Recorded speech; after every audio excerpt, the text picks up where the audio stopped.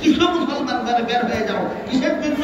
শুধু দিন হাসিলের জন্য নয়, দিন ইলম শুধু শিখার জন্য নয়, তাফাক্কুহিদ দিন হাসিলের জন্য বের হয়ে যাও। এবার আপনাদের চেষ্টা করতে হবে দিন কোনটা আর তাফাক্কুহিদ দিন কোনটা। তিনটা ইলম হলো দিন, আর তিনটা ইলমকে জীবনে বাস্তবায়ন করার নাম তাফাক্কুহিদ দিন। ক্লিয়ার হলো?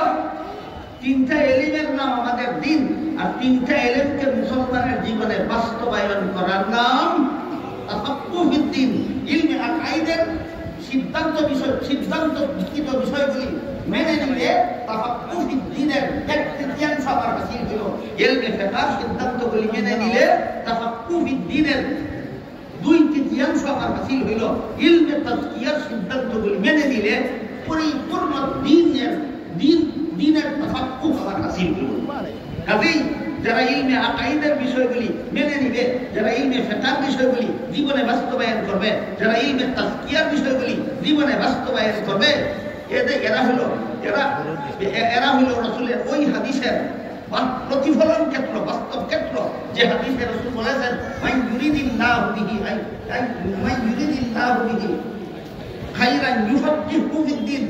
আল্লাহ নিজে যার মঙ্গল চান তাকে তাফাক্কুহিদ দিন দান করেন।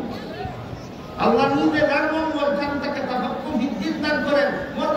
মর্ম হলো ইলমে আকাইদের বিষয় যারা অন্তরে স্থাপন করে, ইলমে ফিকহের বিষয় যারা শরীরের অঙ্গ প্রত্যঙ্গের দ্বারা পালন করে, ইলমে তাজকিয়ার বিষয় এর দ্বারা যারা নিজের অন্তরাত্মাকে পবিত্র করে, আল্লাহ নিজে তার মঙ্গল চান।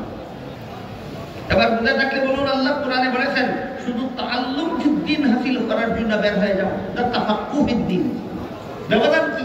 তিন ইলম জানার নাম তাআল্লুম ফিদ্দিন, আর তিন ইলম জীবনে বাস্তবায়ন করার নাম তাফাক্কুহিদ দিন।